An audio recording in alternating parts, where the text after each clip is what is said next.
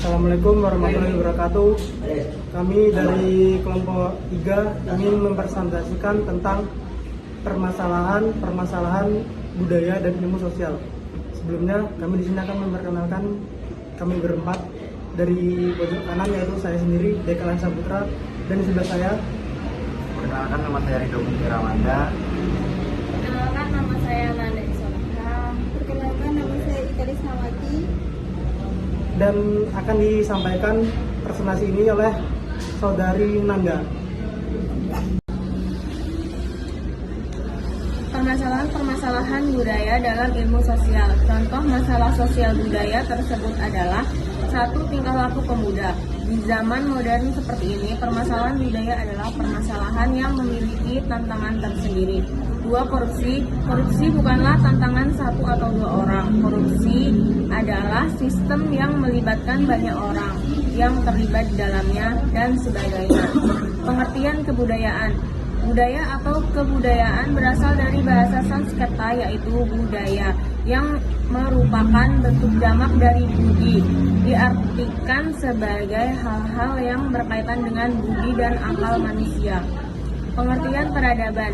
Peradaban adalah sebagai bentuk kemajuan, baik yang berupa kemajuan duniawi, ilmu pengetahuan, seni, sastra maupun sosial yang terdapat pada suatu masyarakat. Kemudian akan dilanjutkan oleh DK.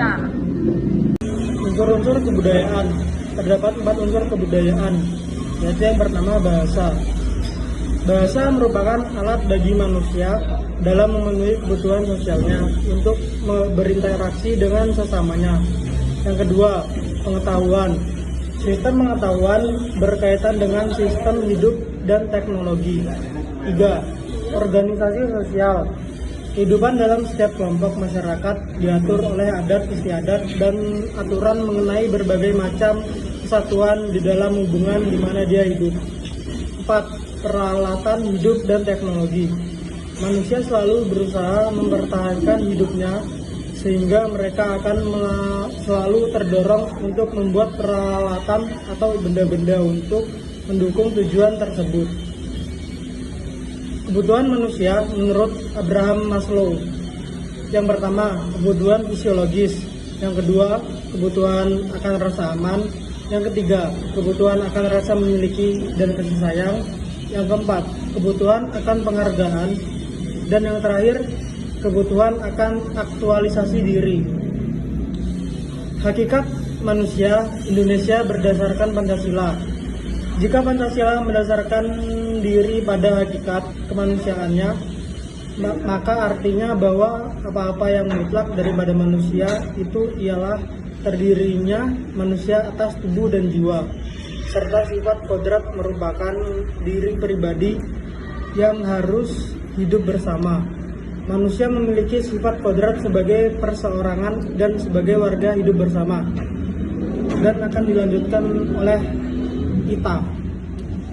Makna manusia sebagai makhluk individu. Manusia lahir merupakan sebagai makhluk individual yang bermakna, tidak terbagi atau tidak terpisah antara jiwa dan raga. Makna manusia sebagai makhluk sosial. Manusia sebagai makhluk sosial memiliki arti bahwa manusia membutuhkan manusia lain dalam menjalankan kehidupan sehari-hari. Manusia tidak dapat menjalankan hidupnya sendiri, bahkan dalam memenuhi kebutuhannya. Manusia memerlukan manusia lain untuk membantunya. Peranan manusia sebagai makhluk individu. Sebagai makhluk individu, manusia berperan untuk mewujudkan hal-hal sebagai berikut. Yang pertama, menjaga dan mempertahankan harkat dan martabatnya. Yang kedua, mengupayakan terpenuhinya hak-hak dasarnya sebagai manusia. Saya di sini akan melanjutkan penjelasan dari Ita. Pertama, peranan manusia sebagai makhluk sosial. Keberadaan manusia sebagai makhluk sosial mewajibkan manusia melakukan peran-peran sebagai berikut: melakukan interaksi dengan manusia lain atau kelompok, membentuk kelompok-kelompok sosial, menciptakan norma-norma sosial sebagai pengaturan dan tertib kehidupan kelompok. Selanjutnya, implikasi manusia sebagai bentuk sosial dan budaya dan individu. Manusia sebagai makhluk individu dan sosial memiliki unsur jasmani dan rohani, unsur fisik dan psikis, unsur raga dan jiwa. Seorang individu adalah perpaduan antara faktor genotype dan phenotype.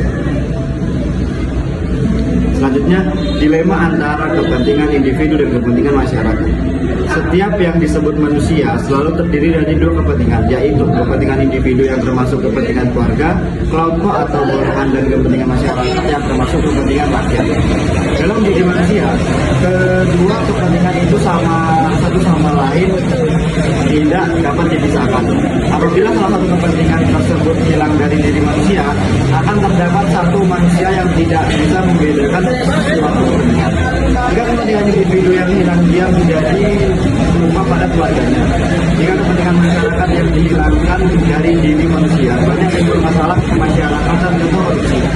Inilah yang menyebabkan kebingungan atau dilema manusia jika merasa mereka tidak bisa membagi kepentingan individu dan kepentingan masyarakat. Saya. Baiklah, sekian presentasi dari kelompok kami. Jika kalian ingin mempertanyakan, silakan bertanya di kolom komentar di bawah ini.